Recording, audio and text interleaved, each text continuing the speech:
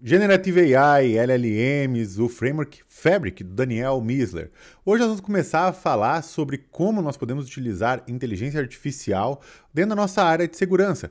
Ver como rodar isso localmente na nossa máquina, o que é um modelo, como ele funciona, quais são as expectativas que eu tenho que ter com relação ao resultado desses modelos e como nós podemos utilizar isso tanto na nossa máquina, localmente offline, como também utilizar ele no terminal da mesma forma e, obviamente, ver como funciona esse framework Fabric do Daniel Missler para a gente entender em detalhes como que a gente poderia trabalhar melhor com os prompts ou até mesmo criar os nossos próprios.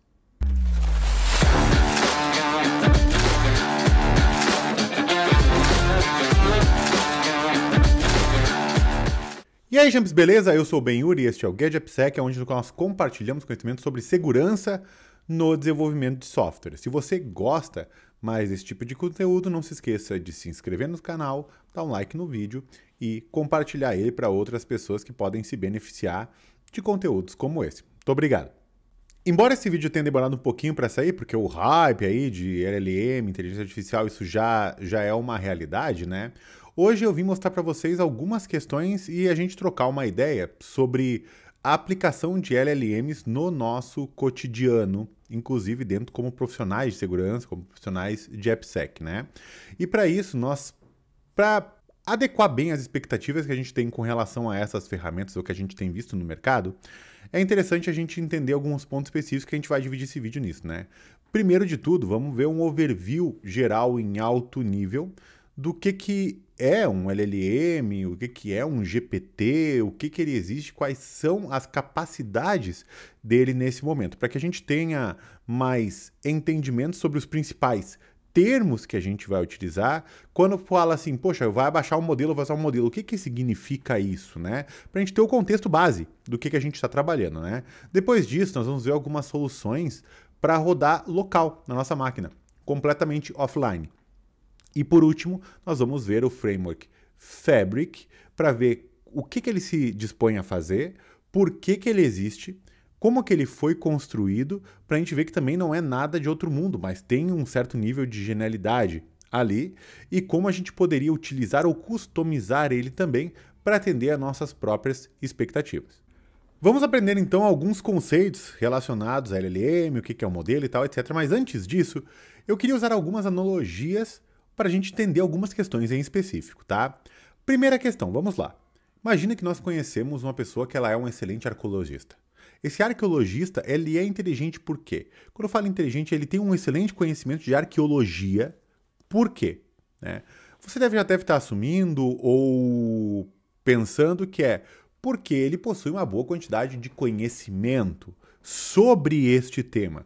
Ele leu muitos livros, ele consumiu muito conteúdo, ele estudou e praticou bastante, ou seja, ele, por um tempo razoavelmente interessante, ele foi alimentado com conhecimento sobre essa área em específico. Ele se dedicou muito tempo e muito esforço a essa área em específico. Tempo, esforço, conhecimento, alimentar esse conhecimento, vai pegando essas palavrinhas, tá?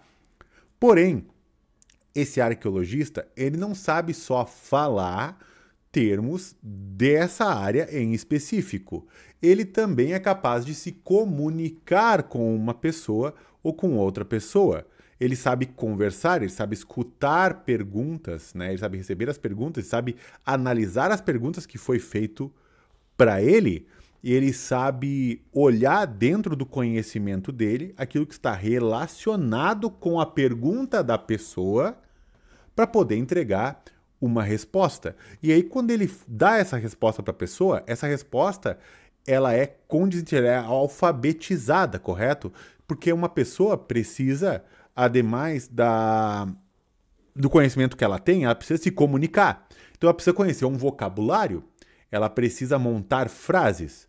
Bem, até aqui parece bastante simples, né? Mas isso é uma base importante de entender. Ou seja, tem o conhecimento, tem desse conhecimento a relação do seu conhecimento e a capacidade de se comunicar. Agora vamos imaginar a seguinte frase: eu encontrei uma múmia. E eu trouxe as palavrinhas em cores diferentes propositalmente, tá? Quando você foi alfabetizado, ou quando você, por exemplo, está ensinando o seu filho a falar, você começa a ensinar as palavras e inevitavelmente são frases que possuem relações, correto? Então, o que significa? Encontrei, encontrar, encontrarei, nesse caso aqui um encontrei, uma, uma, múmia, múmia com acento, múmia sem acento, perfeito? E o ponto de exclamação no final. O que eu quero colocar com isso aqui? Você concorda que cada uma dessas palavras possui uma relação nessa frase? E eu posso vir em várias palavras depois, né? Eu encontrei, eu joguei, eu saí, eu fui. Existem várias palavras. Mas, digamos que a gente está pegando um vocabulário, um livro que tem várias frases de um arqueólogo, tá? Que um arqueólogo poderia falar, né? E esse livro é gigante, ele possui 1 bilhão de páginas com todas as possíveis frases ou palavras, ou a gente está pegando um único livro da história de um arqueólogo, um único livro, aonde, lendo o livro, a gente encontrou essa palavra. E agora eu faço um desafio para você. Dentro deste mesmo livro, você vai procurar por relações entre eu e encontrei e ver quantas vezes eu encontrei aparece nesse livro.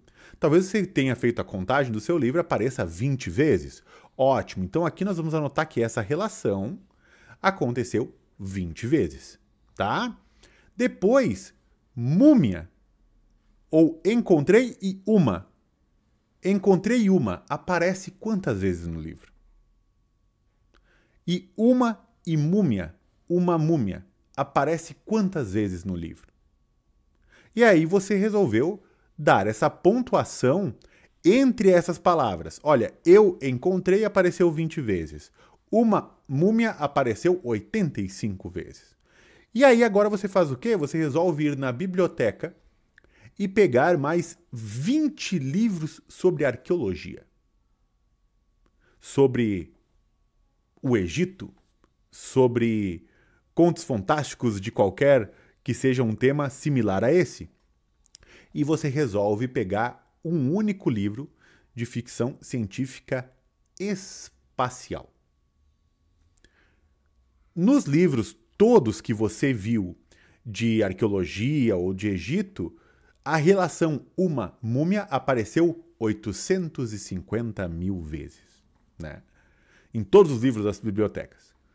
E não apareceu em nenhuma vez uma múmia no livro de ficção espacial. Aí, por você não encontrar nenhuma vez a relação uma múmia no livro de ficção espacial, significa que essa relação não existe? Ela existe porque você viu em todos os outros livros. Então, o que acontece? Agora pensa que a gente vai fazer o seguinte trabalho. Eu vou te entregar. Você vai pegar todo o livro e todos os livros que você pegou, todos os livros que você viu, e entre esses livros, você vai fazer a relação de cada palavra, tá? Vai pegar todas as palavras que tem no livro, vai fazer a relação e vai pontuando. Benhur, esse é um trabalho ridículo, é enorme, gigante, vai demorar muito tempo, é muito esforço, etc. Ótimo, você começou a entender o que a gente chama de treinamento. Você começou a entender que a base de um treinamento, quando a gente fala de LLMs, a base de um treinamento é pegar cada uma dessas palavrinhas e correlacioná-las. E dar um ponto para essa correlação. Tá? Isso é a base do que a gente chama de treinamento. Agora, vamos entender uma outra questão. Você concorda que múmia é como nós chamamos aqui no Brasil, mas existe em inglês também a palavra mummy. E existe também em japonês, que obviamente eu não vou saber falar. Mas o que acontece? O que eu queria dizer com vocês é que a palavra múmia, ela existe em diferentes idiomas. Se nós estivermos perguntando para um arqueólogo japonês, ele tem que saber um idioma. Se eu pergunto para um arqueólogo brasileiro, ele tem que saber outro idioma, ele sabe o português, por exemplo, né? E isso também diferencia quando a gente olha as palavras aqui apenas como texto puro. Então, para fins de, por exemplo, uma criança que nunca viu, múmia e mumi não são a mesma coisa. Como maçã e apple não são as mesmas coisas. A menos que você saiba a correlação entre elas. Porque a gente aprende essa correlação entre as palavras. Essa palavra, ela está ao lado dessa palavra, ela vem antes da palavra, ela vem depois da palavra, ela é um sinônimo daquela palavra. Por isso que, por exemplo, quando a gente tem aquela questão de direito, provas, juízes, coisas assim, falar aquele inglês, aquele português complicado, né, com um dicionário todo muito grande, a gente não entende as palavras ou a correlação entre elas, né? E para questões computacionais, isso também significa a mesma coisa, né? Múmia e mumi não são a mesma coisa do ponto de vista da computação, a gente já vai ver um pouquinho mais nesse detalhe. Então, quando nós perguntamos, ou fazemos uma pergunta no ChatGPT em inglês, a gente consegue melhores resultados do que em português. Mas por que isso? Porque provavelmente quem lá treinou o GPT do ChatGPT, né? E até para vocês terem ideia, o ChatGPT 3.5 ali, ele foi treinado com 45 terabytes de informação, né? Em texto isso é muita coisa, né? Isso é muita coisa mesmo. Então o que acontece? No momento que a gente está fazendo o treinamento em português encontrou isso aqui. Então ele possui no dicionarinho dele aquele exercício que eu te dei, impossível, de anotar, sei lá, numa planilha, cada uma das palavras e suas relações. Então, anoto eu encontrei, quantas vezes aparece? O encontrei, uma, quantas vezes aparece? Uma múmia, quantas vezes aparece? Se nós pegarmos milhões de livros em português relacionados a este tema, nós vamos ver essa relação X vezes. Mas quantas vezes você vai ver uma múmia? Talvez você não encontre nenhuma vez. Ou talvez você encontre algum livro que quis misturar português e inglês. E esse símbolo aqui, nessa linguagem. Quantas vezes nós vamos ver? Talvez nenhuma, mas perceba que significa a mesma coisa.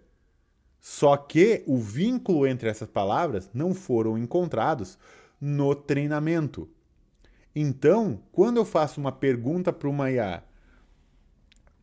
eu encontrei uma, ela vai dizer que é muito mais fácil ser múmia do que mumi, do que isso aqui e outro, porque no treinamento dela encontrou essa relação mais vezes. Se eu faço treinamento e esse mesmo exercício de correlação a palavras, mas eu pego livros em inglês, vai ter uma frase em inglês com a correlação com mumi muito mais fácil, mas a frase em inglês, não em português e inglês. Então, o que eu quero dizer com isso? Por que eu estou explicando isso, né? Que o treinamento em si de um LLM, de um modelo, treinamento de um modelo, ele é correlação entre palavras e o peso nessas correlações. Parece simples, parece simplista, mas é isso na base, tá? Mas agora eu vou te fazer uma outra pergunta, tão importante quanto essa. Por que nós damos o nome das múmias de múmia? Por que não é batata? Alguém foi lá e disse que o nome daquilo ali é múmia. E alguém aceitou. E agora eu peço para que você faça o exercício de todas as outras coisas que estão ao teu redor. Por que a xícara se chama xícara? Por que a caneca se chama caneca?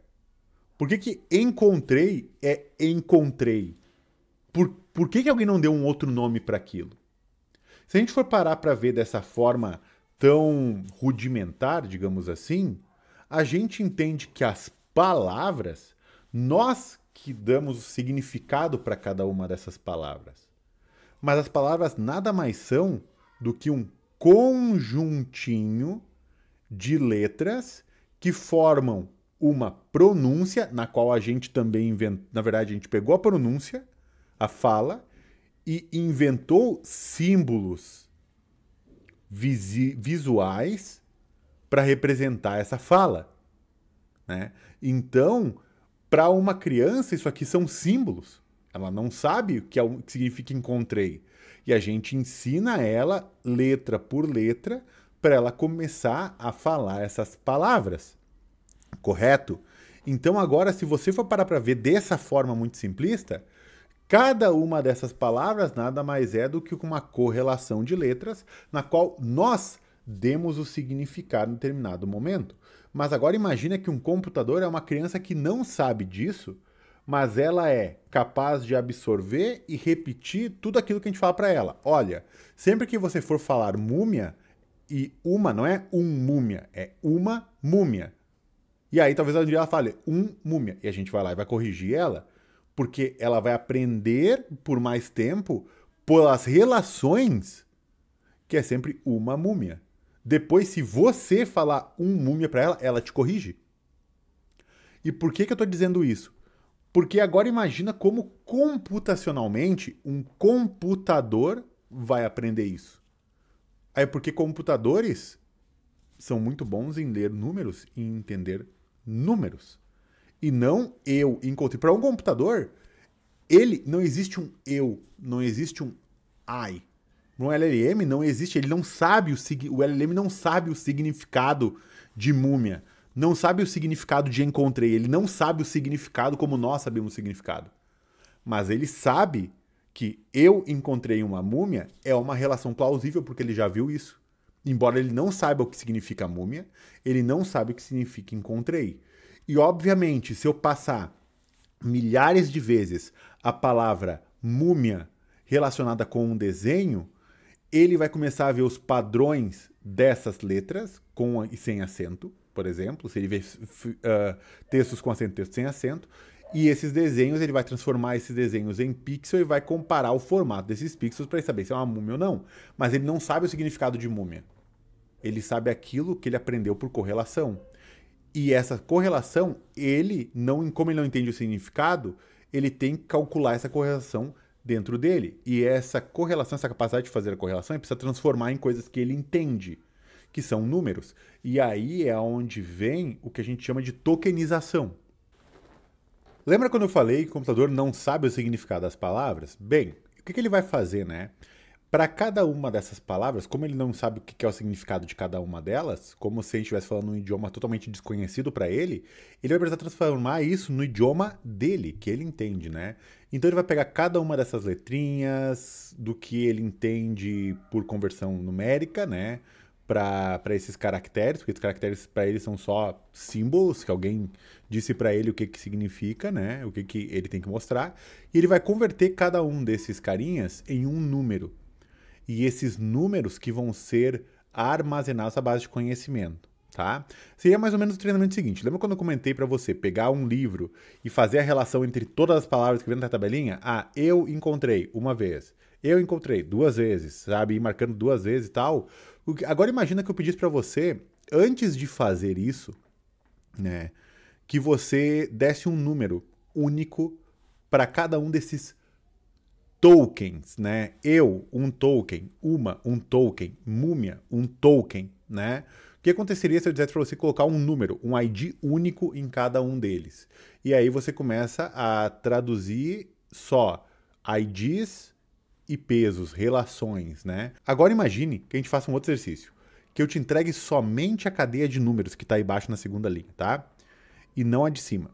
E eu te pergunte, o que isso aqui significa?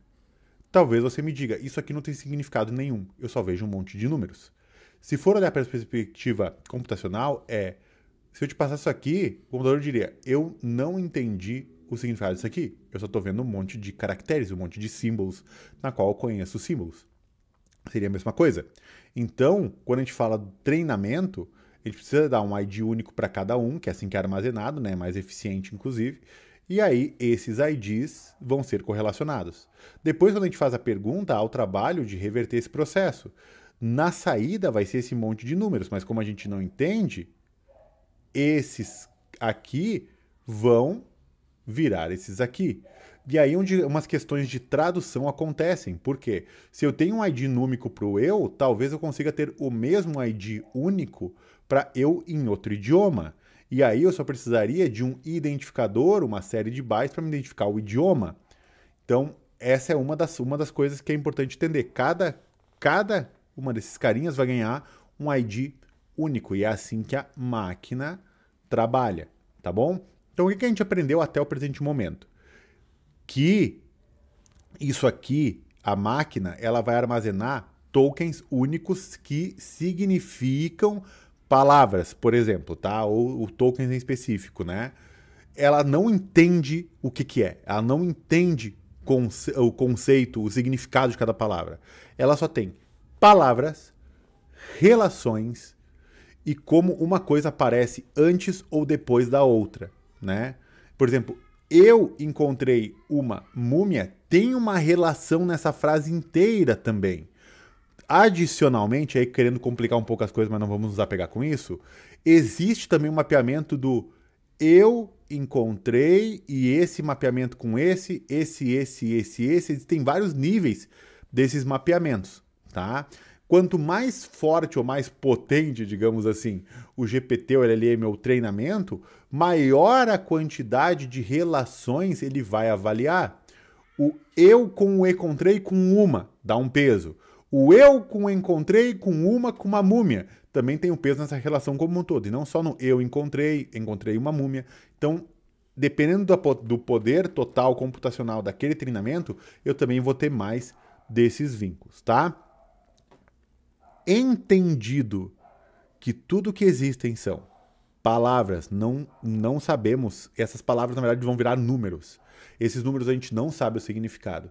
E eles têm relações entre si, a gente começa a entender um pouquinho melhor o que de fato acontece quando a gente coloca uma pergunta no chat GPT. Mas agora vamos ao cenário.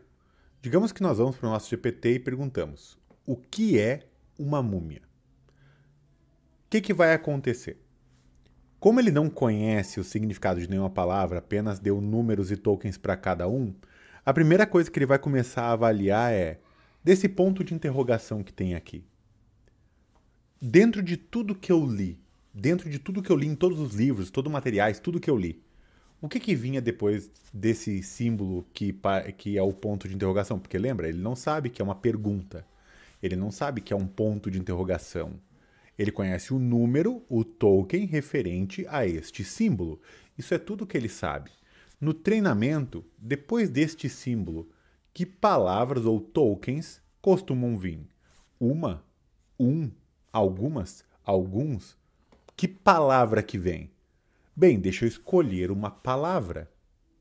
Que palavra que eu vou escolher? Aquela que também esteja relacionada, ou melhor relacionada, com a anterior. Qual que é a anterior? É este token aqui que eu não sei. Para nós a gente sabe que é múmia, né? Mas esse token aqui que eu não sei, esse número que eu não sei. Então, esse símbolo no final, interrogação, junto com a palavra anterior, ou o token anterior de múmia, quais palavras que na minha leitura eu vi que estavam relacionadas a isso? Bem, eu vi que normalmente tem uma, alguma, a... Ok, eu vou escolher a que melhor está posicionada.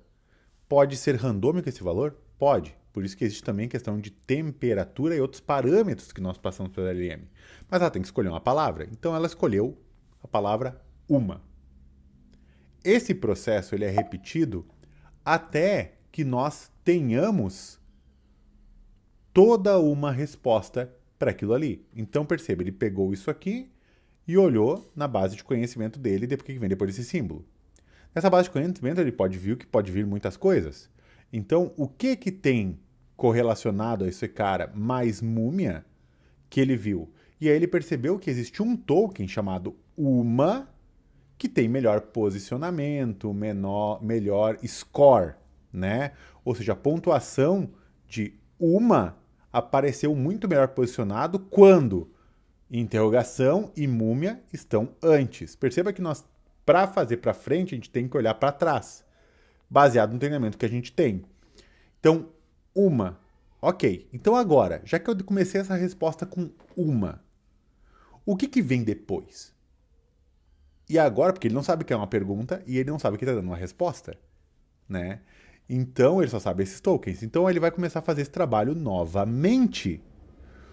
Uma que vem depois do interrogação, que vem depois desse token aqui. E aí é onde entra o tamanho do contexto e o tamanho do input. Que vem com isso, que vem com isso, que vem com isso, que vem com isso. E o texto enorme. Todas essas correlações que eu fiz do uma para trás, deu o quê? Ah, apareceu mais vezes posicionado múmia. Então eu vou gerar o múmia. Sabe quando você coloca uma pergunta no ChatGPT ou no Google Gemini, ou que seja, e a resposta vem devagarinho? Aquilo não é um charme para parecer que está escrevendo. É porque esse trabalho está sendo feito em tempo real. Ele te entrega uma palavra e ele refaz a avaliação dele para definir qual que é a próxima palavra. Que vai fazer de novo a avaliação dele para definir qual que é a próxima palavra. E assim por diante. Então, percebeu que tudo que esses LLMs, esses modelos generativos fazem é pegar um contexto que você está colocando, entender as relações e dessas relações, baseadas no conhecimento que ele tem, definir a próxima palavra ou o próximo token. E aí, essa saída toda ela é aqueles bandos de números que a gente viu como tokens. Depois, esses tokens são convertidos para as palavras que a gente vê aqui. Então, nada mais é do que peguei uma relação e nessa relação, na minha base, eu digo qual é a próxima. Dessa próxima, eu faço o trabalho novamente, vejo toda a relação e vejo qual é a próxima. E assim por diante. É assim que funcionam os chats GPTs da vida. A diferença é que eles possuem uma quantidade de dados surreal para serem genéricos e conhecerem sobre todos os temas. Por quê? Porque além de tudo isso, ele é um produto. O arqueólogo vai perguntar alguma coisa lá, ele precisa saber. Então ele precisa ser treinado com conteúdo de arqueologia. O programador vai lá perguntar alguma questão e ele precisa saber responder em código. A cozinheira vai lá e vai perguntar sobre uma receita, precisa saber sobre receita. Então perceba que ele precisa disso tudo para poder ser genérico e ser um produto que qualquer pessoa poderia usar.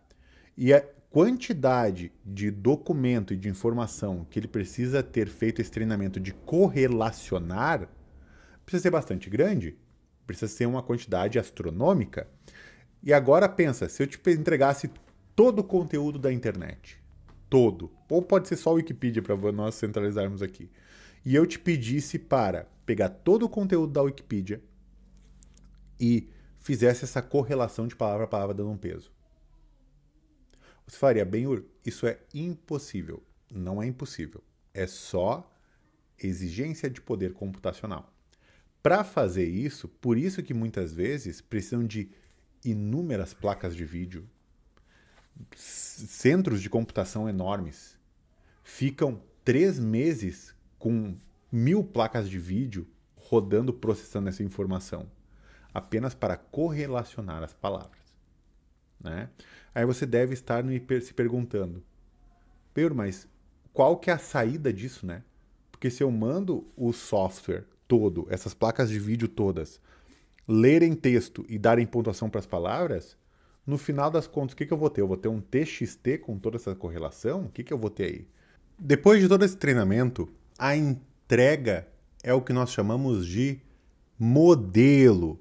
Esse modelo é uma caixinha, digamos assim, com uma base vetorial, aonde tem todas essas correlações junto com estes tokens. Isso é um modelo. O modelo, você deve estar fazendo o cálculo agora, ele pode ser muito diferente para vários cenários. Por exemplo, se eu tenho um treinamento só com questões de biologia, eu posso ter um modelo voltado à biologia, onde ele tem mais conhecimento, mais correlações e mais tokens relacionados ao conhecimento de biologia. Quando nós falamos dos tokens para desenvolvimento de software, né? Foi lido muitos repositórios, foi lido muitos códigos-fontes, foi lido muitas documentações de código-fonte também, para que ele seja capaz de ter os tokens e as relações relacionadas ao código-fonte. Então, se eu treinar, agora imagine você, se eu treinar um modelo, ou seja, pegar toda essa informação e fazer aquelas correlações apenas de código Python, se no final das contas alguém perguntar para gerar uma função que valide um e-mail, inevitavelmente esse código vai ser escrito em Python. Se eu pergunto por JavaScript, dificilmente ele vai conseguir responder esse código com chaves no código, porque nenhum dos códigos de exemplo de Python tinham chaves. Então, é aí onde entra a nossa escolha dos modelos.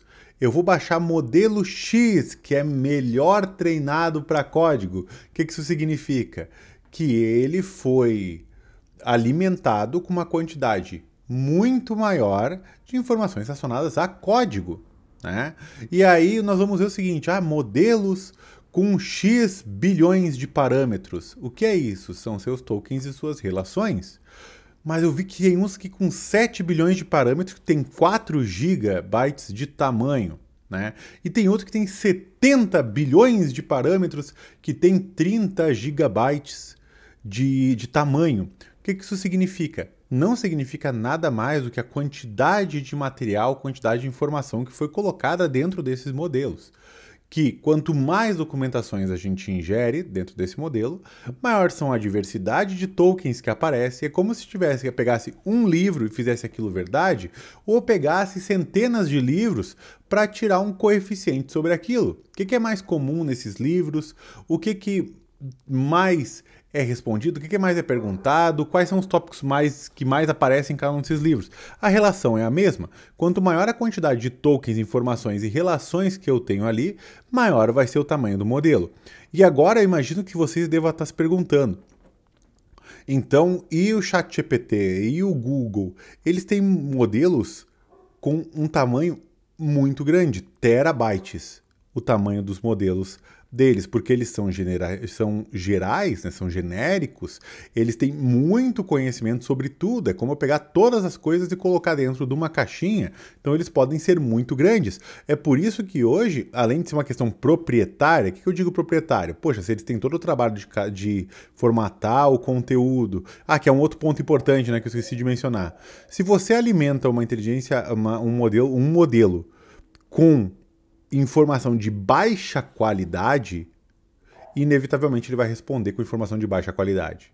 Se você alimentar o modelo com informações que não são aderentes à proposta de perguntas que vão ser feitas para ele, por exemplo, eu sou um profissional de Application Security e eu começo a perguntar coisas de DevSecOps. Se não tem nesse modelo, não foi alimentado com documentação suficientemente boa com relação a DevSecOps, ele não vai ser capaz de me responder isso.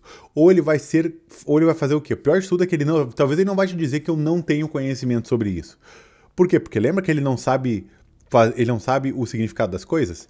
Talvez o que ele vai fazer você vai fazer uma pergunta de DevSecOps e ele vai começar a olhar na base de conhecimento dele palavras com melhor ranking para aquilo ali e vai te entregar uma resposta na qual tu olha, não, mas eu acho que não é bem isso. Não, mas eu acho que isso aqui não está certo. É por isso que nem sempre os modelos eles vão entregar respostas satisfatórias ou respostas boas. E a gente sempre precisa revisar a resposta nós estamos olhando esse modelo. Da mesma forma como o código foi gerado da mesma forma. Nem sempre o modelo sabe que aquele código é funcional, que aquele código está correto. Então é por isso que quando a gente pede para gerar código, a gente precisa revisar o código gerado, porque aquilo nada mais foi do que uma sequência de palavras numa ordem de conhecimento, não necessariamente alguém programando algo que faça sentido. Na maioria das vezes vai fazer sentido, por quê? Porque o material que foi colocado para o treinamento faz sentido. Foi colocado um material real, na qual fazia sentido, e ele aprendeu com relação a isso, né? Então, quando a gente usa um modelo que tem pouco treinamento, pouca quantidade de gigabytes, de modelo que tem um menor, ele é menos preciso. Se ele é menos preciso, ele pode não gerar tantas informações satisfatórias a não ter todas as respostas que a gente precisa. Quando a gente vai para uma OpenAI da vida, por exemplo, um cloud da vida, daí ele já, Amazon Bedrock, por exemplo, ele já tem uma quantidade muito maior de informação que eles treinaram. E por isso ele é mais assertivo. Por isso que ele tem mais correlações, logo ele vai te responder melhor, ok? Por que eu estou explicando isso? Porque no momento que agora que a gente for testar, por exemplo, algumas LLMs locais, né, que a gente for testar local, a gente não vai baixar um modelo de terabytes para fazer a brincadeira. Primeiro, porque tudo o modelo que a gente precisa do poder computacional para armazenar o modelo e para executar o modelo. E aí onde é que entra uma questão interessante. Um modelo, ele tem a engine da Generative AI e o modelo. Ele está mais ou menos o seguinte. Se eu tenho um Nuclei ou um SenGrep, eles são a engine. O Nuclei eu preciso dos templates. O SenGrep eu preciso dos templates. Para essa questão de LLMs, isso não muda. Né? Eu tenho aqui, por exemplo, o Ollama, que a gente já vai ver em seguida, que é o agente que a gente está executando, mas ele precisa do modelo para funcionar, porque ele vai conversar com o modelo, ele vai fazer intersecção entre a sua conversa e o modelo. Então, para usar esse modelo, sua máquina também exige poder computacional. Por exemplo, modelos menores, que têm uma quantidade menor de gigabytes, exigem menos disco para armazenar e menos memória RAM para executar esse modelo. Porque no momento que você lançar uma pergunta, ele precisa começar a fazer as correlações, ele precisa buscar nessa base vetorial como é que são as correlações para te dizer a próxima palavra. Se a base é muito grande, obviamente eu vou precisar de mais recurso computacional para chegar na palavra mais adequada, ok? Então, eu entreguei essa introdução gigantesca porque é importante para a gente entender, se eu buscar um modelo e começar a fazer perguntas sobre segurança e ele não responder legal, não significa que a IA generativa, que o LLM, que não funciona ou não serve, ou não temos o que a gente utilizar da melhor forma. Significa que talvez ela não foi treinada com o melhor modelo ou a gente não está fazendo a pergunta da forma certa para que ela faça a correlação correta e ela entregue também o melhor valor para a gente. Por isso que a gente também vai ver um pouco sobre prompt no final. Agora, entendido isso, que esses LLMs nada mais são do que um modelo treinado com uma série de tokens, de suas correlações, e essa coisinha de aparecer as respostas nada mais é do que predizer a próxima palavra, não é de fato entendimento, não é contexto, não é saber o significado, e sim apenas predizer a próxima palavra.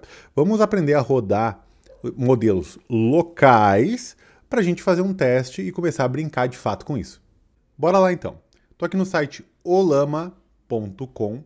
O Ollama é um software que permite você executar modelos diretamente na sua máquina, totalmente offline, no terminal, em localhost, tá? Então, você vai baixar ele para sua stack tecnológica, né? Você vai baixar ele para Windows, para Mac, para Linux, e ele vai rodar dentro do terminal, tá bom? Uma vez que você tiver ele instalado, basta usar, por exemplo, o Ollama --version do terminal e você vai ter o Ollama sendo executado aqui. Bem, lembra que eu comentei que o Nuclei ele é engine, precisa dos templates, o SenGrep ele é engine, precisa dos templates, com o Ollama não é diferente. O Ollama ele vai ser só a engine que vai conectar todas as coisas, mas ele precisa dos modelos para poder a gente conversar com ele, tá? Então, se a gente botar Ollama list, a gente vai ver todos os modelos que a gente tem instalado, né? Onde é que eu posso ver esses modelos para saber se eu preciso de algum, né? Dentro do Ollama, nós temos aqui na abinha Models. Aqui nas modas vamos poder escolher entre vários modelos que estão disponíveis para nós, cada um com seus treinamentos em específico, tá? Então, por exemplo, se a gente pega aqui o Code Llama, né? Que aí também é mais específico para código, né? Tem aqui o modelo e tem aquela questão dos parâmetros que eu comentei, tá vendo? Ó, 7 bilhões, 13 bilhões, 34 bilhões, 30 bilhões, que são aquelas relações que a gente estava comentando, né? Se a gente olhar aqui, a gente vê que o de 7 bilhões de parâmetros, ele tem 3,8 gigabytes, né? A gente pode trocar aqui e ver o de 7 bilhões. De 7 bilhões ele já tem 30 209 gigabytes, né? E óbvio, também vai exigir uma quantidade computacional bem maior para isso, tá? Como não vai dar tempo de baixar ele aqui, eu já tenho ele instalado, tá? Bem, mas então o que eu faria para instalar, né? Você vai executar um Ollama run e o nome do modelo. Qual que é o nome do modelo? O nome do modelo é esse aqui, CodeLlama. E aqui está o comando que você precisa usar. Ollama run CodeLlama, dois pontos, e a variante daquele modelo, né? Se eu usar o latest, é só CodeLlama latest, ou só CodeLlama, ele já vai pegar o latest por padrão, né? Que eles aqui sempre definem o menor modelo, tá? E aí funciona mais ou menos como o Docker. O que eu quero dizer com isso? Você vai fazer um Docker run e, por exemplo, a imagem em específico. Se você não tiver a imagem, ele vai lá e baixa a imagem e aí vai criar a instância do container, beleza? Aqui funciona da mesma forma. Se você não tiver um modelo, ele vai baixar e depois que ele baixar, ele vai executar. Então, voltando para o nosso terminal, Ollama run CodeLlama. Eu posso ter várias versões do CodeLlama, né? Então aí, como eu só tenho uma, eu vou colocar aqui e ele vai usar a padrão. E aí, ele vai fazer o quê? Primeiro de tudo, ele vai carregar em memória. Ele vai carregar aquele modelo que a gente precisa para ser trabalhado. É como se eu estivesse subindo uma aplicação aqui, tá? E aí, ele vai aparecer essa parte que nós já estamos no prompt. Ou seja, eu já estou pronto para fazer perguntas, como generate a Python function that validates an email. E agora ele vai fazer o quê? Ele vai executar todos aqueles parâmetros que a gente comentou, né, de comparação, e vai começar a gerar o código baseado no treinamento dele. Como o CodeLlama ele é um modelo treinado para código, ele já tem o conteúdo para código dele, então os prompts, as respostas vão ser muito melhores. E por padrão, ele sempre responde como Markdown, tá? Você pode colocar outros tipos de output, como JSON, caso você queira integrar via API. Sim, o Ollama, por baixo dos panos, ele está rodando uma API. Você pode buscar na documentação dele, se a gente vir aqui, bem para baixo aqui no final, nós vamos ter um docs aqui embaixo, tá? Nesse docs nós vamos cair aqui no repositório do Ollama. E ele tem um API.md. E nessa API a gente pode aprender a chamar o Ollama a partir daqui. Por quê?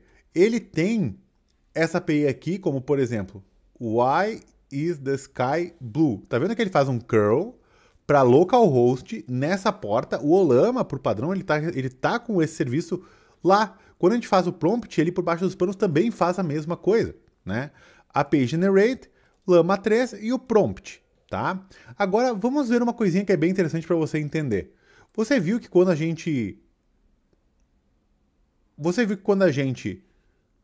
colocou o prompt aqui, ele foi gerando palavrinha por palavrinha, né?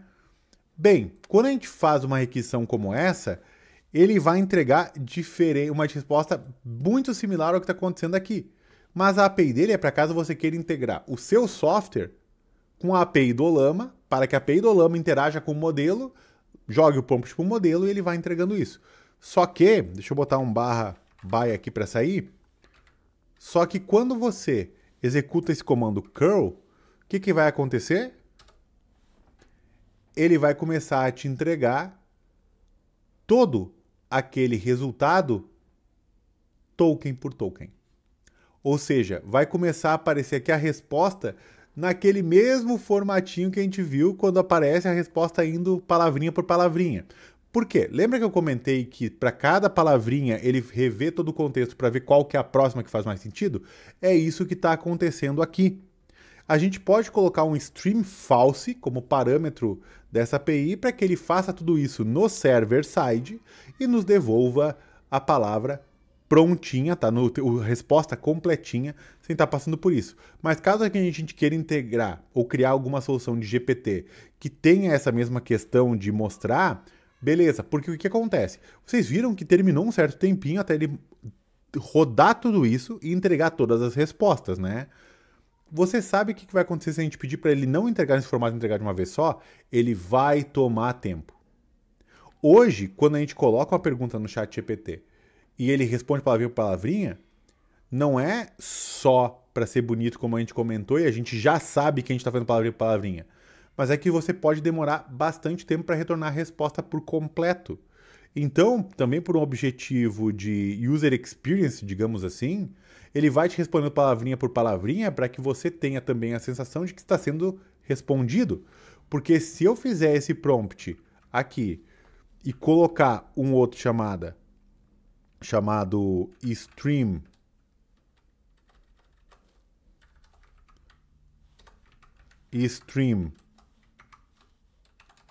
false, o que vai acontecer?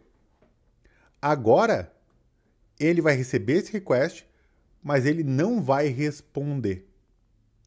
Ele vai tomar todo o tempo dele para fazer todos esses requests que nós vimos aqui, né, todos esses responses aqui, e ele vai estar fazendo tudo isso no back-end. Então ele está lá fazendo o trabalhinho dele, de pegar o token por token, token por token, token por token, e juntando uma resposta a nível server-side.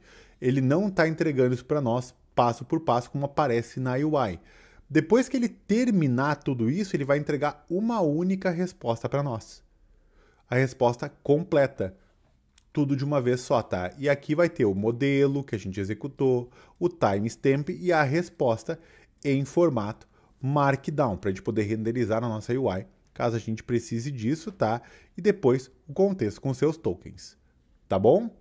Bem, perfeito. O que a gente aprendeu até aqui? A gente aprendeu como executar LLMs locais, né? Viu como foi mais fácil? O que a gente vai pegar aqui?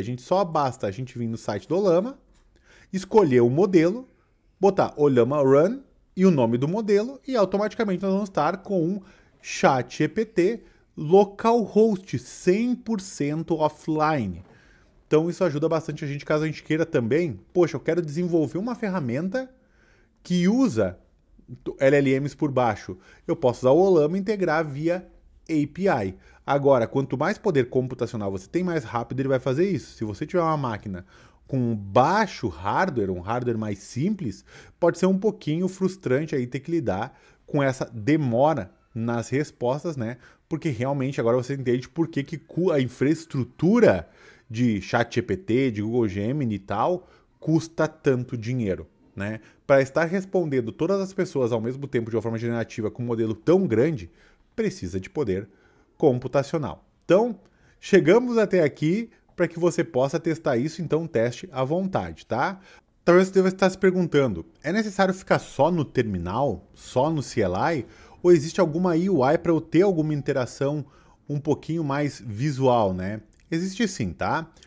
Tem o projeto Open Web UI, que justamente é uma interface na qual a gente pode abrir no browser, a gente pode conectar vários GPTs nele, tá?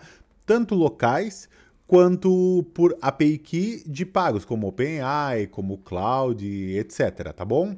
Para a gente rodar, ele tem as instruções aqui. Mais fácil é com Docker, né? Se nós temos o Ollama no nosso computador, a gente vai executar esse comandinho aqui, tá? Então vou copiar esse comando Docker, vou vir no terminal e vou executar ele. Pronto, tá rodando na porta 3000. Então se eu vim aqui agora e abrir um localhost 3000, vai cair nessa telinha. Já está uma UI rodando totalmente localhost, totalmente offline, tá? E agora ele vai pedir para você criar algum usuário se você não tem. Essa criação também é local, não tem nada externo, tá? Então aqui, por exemplo, eu vou botar um admin, @admin.com, que é um admin que eu já tenho, tá? E aqui na senha eu vou botar um admin 123, se eu não me engano era essa a senha. Era essa aí, aham. E aí você vai poder utilizar aqui. E o que é o detalhe? Se você já tem o Ollama aqui configuradinho, ele já está lendo esses dados do Ollama, né? Então eu posso selecionar o modelo aqui de todos os que eu tenho. Então eu vou escolher o CodeLlama, que é o que nós estávamos fazendo lá, e vou mandar aqui embaixo uma mensagenzinha, né? Create a Python function that validates an email. E o que ele vai fazer? Ele vai fazer exatamente o que a gente estava fazendo antes, né? Só que agora via API. Então, ele está recebendo aquela resposta de API como a gente estava recebendo antes, só que agora ele está renderizando isso aqui na tela, em Markdown bonitinho, tá? Então, é uma forma de você ter visualmente também localhost totalmente offline, um LLM, um modelo, né, um GPT seu aqui rodando bonitinho em localhost sem depender de nada. Hora da gente começar a falar do assunto principal do vídeo, né? O Daniel Missler, o mesmo criador do Secklists, criou o Fabric, tá? Só acessar danielmissler.com/Fabric e a gente vai cair nesse frameworkzinho. Por que ele é um frameworkzinho, tá? Vamos explicando um pouquinho em geral para que serve ele, tá? O Daniel Missler teve o insight, digamos assim, né, de que se os LLMs eles são todas essas correlações, então significa que quanto melhor eu fizer a pergunta, melhor e mais adequadas às minhas necessidades vão ser as respostas. Porém, se eu contextualizar e eu ter contextos que são genéricos, eu poderia reutilizá-los em vários lugares. Vou dar um exemplo. Se eu perguntasse para alguém, algum programador, que, cara, eu queria um código Python de tal forma ou para tal finalidade, mas não me explique o código, não comente o código, eu quero ele sem comentários, eu quero ele o mais simples e a menor quantidade de linhas possíveis, eu quero quebrado em vários métodos e não tudo de um método só. Perceba que eu estou começando a passar instruções para ele. E na saída eu quero um Markdown ou um arquivo Python com todas as funções. Perceba que eu começo a passar instruções para ele. Eu começo a formatar essas instruções que eu quero de tais formas. Mas além disso ele descobriu uma coisa, né? Que ele também, não digo que ele descobriu, mas ele colocou junto uma coisa. Eu também vou dizer qual que é o personagem, o perfil da pessoa que vai me responder. Né? Ele é um programador expert sênior que leva tudo com muita seriedade. Ele é um influencer que tem uma linguagem mais aberta, mais informal, ou seja, além de eu passar os parâmetros de input e output que eu espero, eu também posso dizer a personalidade, definir as skills de como vai me responder, né? E tudo isso ele encapsulou em uma série de patterns. E esses patterns têm como padrão pegar o meu input que eu estou colocando para a LLM e agregar uma série de instruções para que a saída seja diferente em cada um desses tipos ou que atenda uma determinada finalidade. Tá? Mas vamos ver isso na prática. Então basta você entrar no repositório, você clona esse repositório e depois que você clonar, tudo que você precisa fazer é instalar o pipx, tá? Que é uma ferramenta de Python para instalar aplicações em Python na máquina, né? E depois executar um pipx install ponto na raiz do repositório. E aí usar o Fabric Setup para ele fazer o setup direitinho de, por exemplo, eu tenho uma API Key da OpenAI? Tenho, posso configurar e assim por diante, tá? Então eu já tenho ele instalado aqui, tá? Então eu já posso utilizar um Fabric --help e aí ele já vai poder me responder da forma normal, posso usar ele normal, tá? O que acontece? Da mesma forma como qualquer outro agent ou qualquer outra tool, como a gente falou do Ollama, ele precisa se conectar a um modelo, né? Então aqui ele pode se conectar ao Ollama, e o Ollama está conectado com o modelo, ou ele poderia se conectar a outra ferramenta, tá? Como ele já está conectado, como eu já estou rodando o Ollama em localhost na porta padrão, não fiz nenhuma modificação, e também não tenho nenhuma outra chave de OpenAI, nada disso configurada, o que ele vai fazer? Ele vai usar por padrão o Ollama que eu tenho instalado na minha máquina. Mas lembra que quando a gente tinha o Ollama, nós escolhemos qual que era o modelo que a gente queria usar. Então, se a gente quiser utilizar um modelo em específico, uma das formas de fazer é setar uma variável de ambiente, tá?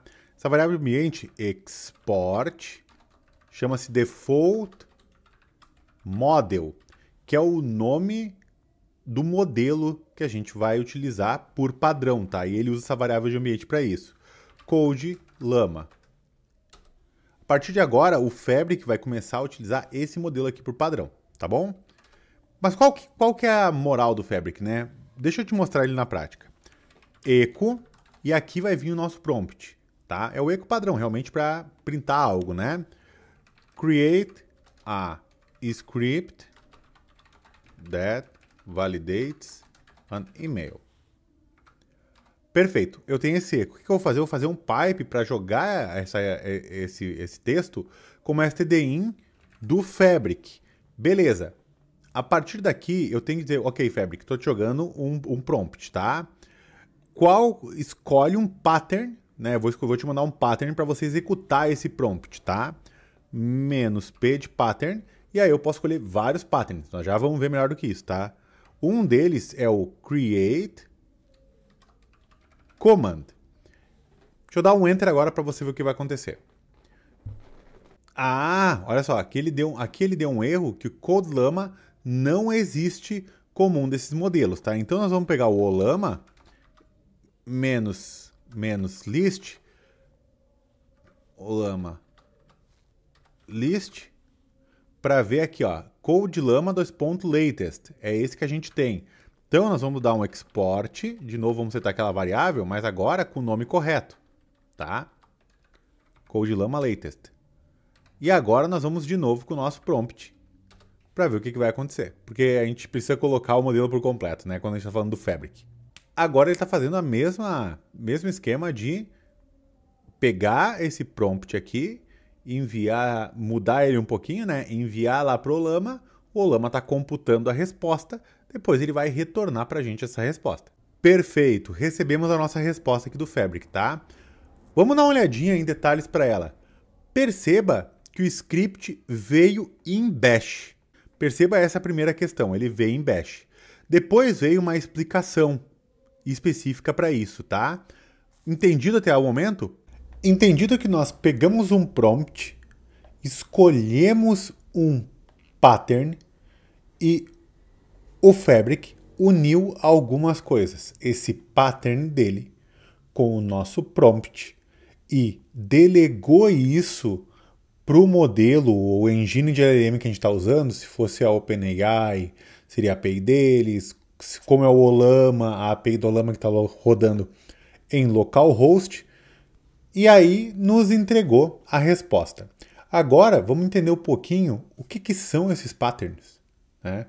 O que eles significam, que conteúdo que tem nesses tais patterns, e também se é possível a gente criar um nosso ou não. Estamos aqui no nosso terminal, dentro do Fabric, ok? Diretamente dentro do repositório. Lembra que nós clonamos o repositório e instalamos eles, né? Então agora nós vamos abrir ele no Visual Studio Code para ver o que tem dentro desse repositório. E a pasta que já nos chama a atenção é uma pastinha chamada Patterns. Aqui você vai encontrar todos os patterns disponíveis neste momento que você poderia utilizar na linha de comando, ou seja, echo, o teu prompt, pipe, fabric -p e um pattern que está aqui. Cada um deles atende um objetivo em específico, tá? Então você vai ver patterns para criar comandos, vai ver patterns para criar tweets, vai ver patterns para criar logos. Tem aqui alguns legais como o Summarize RPG Session, né, para aqueles que gostam de jogar RPG. Tem aqui também para Threat Modeling, tem para criar template do SendGraph, tem para criar template do Nuclei. Tem vários tipos diferentes para objetivos diferentes, tá? E o que a gente utilizou é o create command. Quando nós utilizamos o create command, o que foi executado é o que está dentro dessa pasta. E agora vamos entender um pouquinho o que está dentro dessa pasta. Existem alguns arquivos, mas o arquivo principal, que é o que você vai encontrar dentro da maioria dos patterns em si, é o arquivo chamado system. Esse system é o que é composto o prompt. Vamos abrir aqui para entender um pouquinho mais. Perceba que é um Markdown.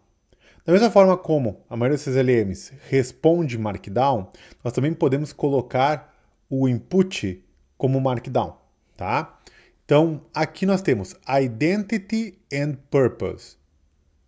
E aqui estamos falando para LLM, né, o modelo ali, que tipo de pessoa, que tipo de identidade ele tem para nos responder, como ele deveria nos responder, né?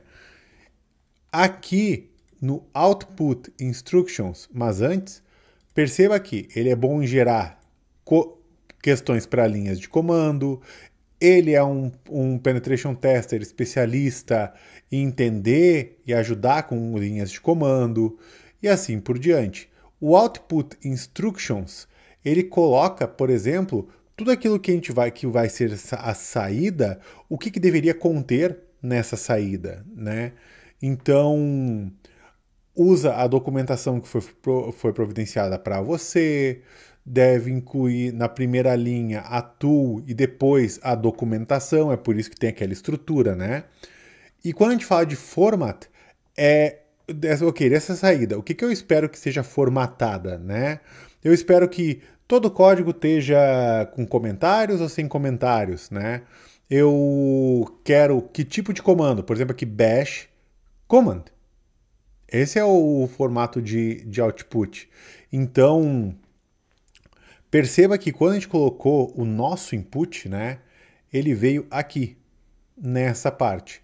Mas, quando a LLM está recebendo, ela está recebendo todo esse contexto, né?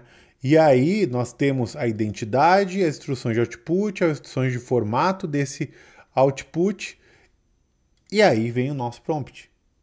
Então, bem, eu poderia criar o meu? Sim, você pode criar o seu.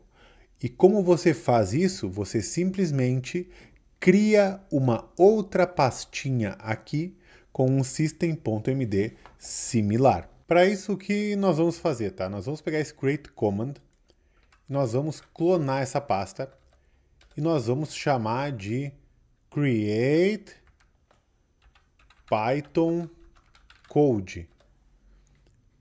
E vou trocar esse system.md que está aqui, tudo para questões de programação em Python, tá? Vou penetration tester para Python programmer. É muito bom em ler e entender scripts em Python language for generating Python code, various tools, etc. Vamos ver aqui se tem mais alguma coisa que a gente poderia ensure that the code you provided, crucially documentation, important the code you generate run properly. Output the request Python code. The input will include the prompt in the first line and then the tool documentation for the code. Rest with lines. Do not additional switches. Okay. Output a full Python code. Only output the code. Not warnings. Do not output any markdown. Only output the code itself. Ok? Bem, o que nós vamos fazer agora? Nós mudamos um pouquinho apenas para ser de Python. A gente poderia trabalhar esse prompt infinitamente, tá? E agora, como nós temos esse pattern create Python code, é importante entender que o código que nós deixamos aqui nessa pastinha do repositório, ele não é o código, não são os patterns executados na sua máquina. Então, é importante que você saiba que há uma diferença entre o que está no repositório clonado e o que está instalado localmente na sua máquina. Eu abri o Visual Studio Code e fiz aqui para a gente poder ver dentro do repositório. Mas esses patterns, eles estão em outro lugar. Eles estão numa pastinha chamado .config na raiz do seu usuário, /fabric/patterns. Todos os patterns instalados estão aqui dentro. Então, a dica é, você crie os seus patterns customizados em uma pastinha à parte ou num repositório seu privado e depois você baixa essas pastinhas de onde você tiver guardada ela e joga para dentro de config e fabric patterns. Porque aqui dentro estão todas as pastas com os patterns, tá? Então, o que nós vamos fazer? Nós vamos criar uma pastinha aqui dentro, mkdir create python code, cd create python code, e nós vamos fazer um vim system.md. Para colocar o quê? Para colocar o código que nós mudamos aqui dentro, tá? Perfeito. Agora nós temos esse pattern funcional. Ele está vinculado diretamente ao binário do Fabric que está rodando aqui, porque o binário está buscando daqui, não está buscando o repositório, tá? Então, agora a gente pode pegar e pode rodar o nosso prompt novamente. Agora com create Python code. Bem, você acabou de ver que agora a resposta é um código em Python. Tudo isso porque a gente ajustou, a gente fez o tuning do prompt específico que o Fabric tinha. Nós poderíamos criar diversos outros específicos para cada uma das coisas que nós fazemos no dia a dia. Sabe aquela tarefa chata de ficar formatando um reporte de vulnerabilidade? Aquela tarefinha chata de ficar estandarizando tudo? Talvez, se você armar um prompt bem bonitinho para esse tipo de tarefa, ele pode te ajudar com esse tipo de coisa. Bem, Jumps, por hoje é só. A ideia era fazer uma introdução simples, básica, sobre LLMs, modelos, e ensinar que a expectativa da gente tem que ser dosada com relação a isso, porque não são ferramentas mágicas, né? Elas não fazem tudo de forma linda, embora pareça certa bruxaria, né? Tem as suas limitações e sua forma de utilizar. E vamos aproveitar esse trabalho excelente do Daniel Missler para olharmos com detalhe os patterns que ele criou para a gente aprender essa questão dos prompts. E isso pode nos ajudar a automatizar outras tarefas que nós temos no dia a dia, tá bom? Se você gostou desse vídeo, por favor, não esqueça de se inscrever no canal, dá um like nesse vídeo que ajuda bastante a gente, tá? Um abraço e até a próxima!